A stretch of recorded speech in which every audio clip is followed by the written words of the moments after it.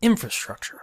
It's all around us, and on the surface, maybe a bit mundane, but look a bit closer and you'll see that there's a fascinating world of ingenuity and engineering just below our noses. I'm Grady, and this is What's That Infrastructure, where we divulge and discover the man-made world around us.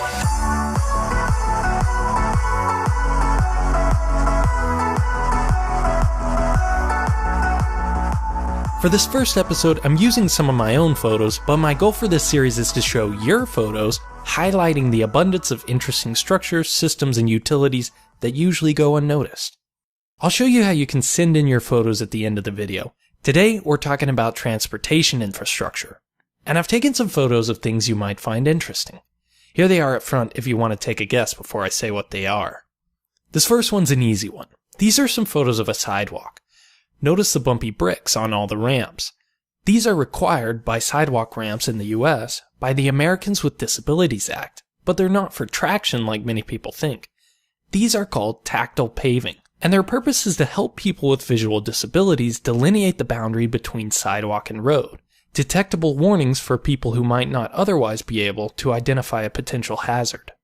Tactile paving isn't just found in the US. Lots of other countries have detectable warnings for all kinds of hazards, including subway lines, steep grades, stairs, and of course road crossings. They often have a contrasting color so they're easy to identify, and many use a very recognizable texture called truncated domes. This next one's a bit tougher. This is a road sign I photographed while I was sitting at a red light. Take a look at the bottom of the post. There's something interesting going on there. This is a triangular slip base, one of the many types of breakaway signpost systems. In the US, signs located near the roadway are required to easily break away if struck by a vehicle. A lot of people think this is a cost-saving measure, so a new sign can be easily installed without digging a new hole. But the real reason for the breakaway design is safety. A well-anchored metal pole can be extremely dangerous during a high-speed car accident.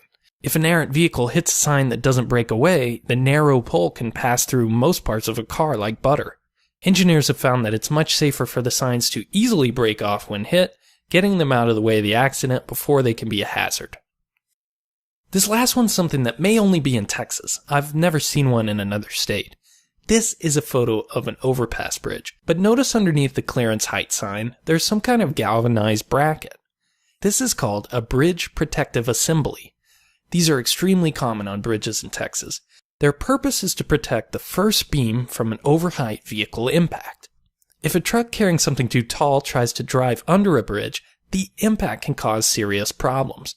Most concrete bridge beams have almost all the reinforcing steel at the bottom. If the reinforcement's damaged, the strength is significantly reduced. So, bridges with the highest potential to be impacted by an overheight vehicle usually have some protection.